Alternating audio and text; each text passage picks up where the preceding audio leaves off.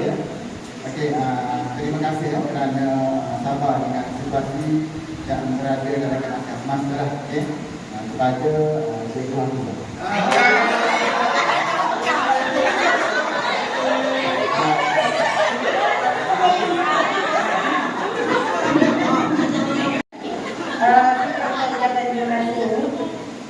Kami sekali, rasa semua orang tahu. Okay, kami memang berkongsi tarikh lahir kami. Tahun yang sama, umur yang sama, bidang yang sama, Allah kami tidak cakap balik. Kami selalu berada untuk contoh video dalam satu tahun. Dalam bidang civet, kalau Cikgu Farid, adalah kami tentang itu hati-hati. Tapi kami tak betul hati-hati, kami beradu, tapi kami lebih baik kembali. Dan dia memang apa yang lagi memang selalu beradu dia lah. Hati-hati tapi kita boleh saling bersama. Itu Cikgu Syarifah. Terima kasih Cikgu.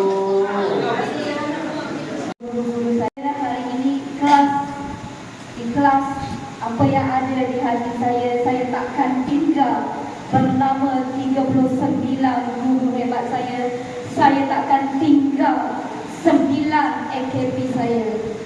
Kalau saya mampu sebut satu persatu dari Cikgu Sadam, Cikgu Fadilah, Ustaz Tengku, Cikgu Syahrizal, Cikgu Yak, Cikgu Amirul, Cikgu Firdaus, Cikgu Khairul, Hazrin, Hadi, Sir Khairul, Puan Rohaida, Zubaidah, Cikgu Aisyah, Izzati, Syakira, Ustazah Fadli, Ustazah Kamalia, Jaja, Idaha, Nadia Alia, Rafizah, Zabiah, Nabila, Suraini,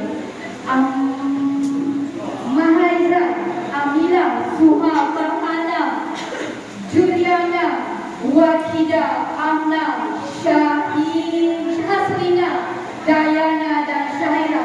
Anda adalah guru hebat yang sentiasa di hati saya. Kebersamaan semua. Jangan kata saya tak sebut. Jangan kata orang tak sebut anda di pinggir. SMK Alam Raja sentiasa menyayangi anda. Anda adalah di hati SMK Alam Raja. Anda adalah di hati saya. Anda adalah di hati anak-anak SMK Alam Raja. Jadi teruskan berjuang menjadi pendidik yang hebat. Okay? Jadi tanya buat semua guru yang berada pada hari ini. Kami sayang anda. Kami bangga dengan anda.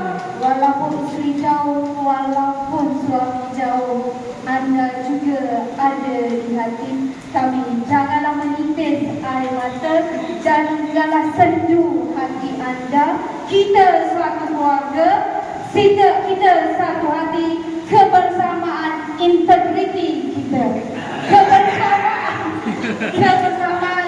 kejayaan untuk semua. Assalamualaikum warahmatullahi wabarakatuh.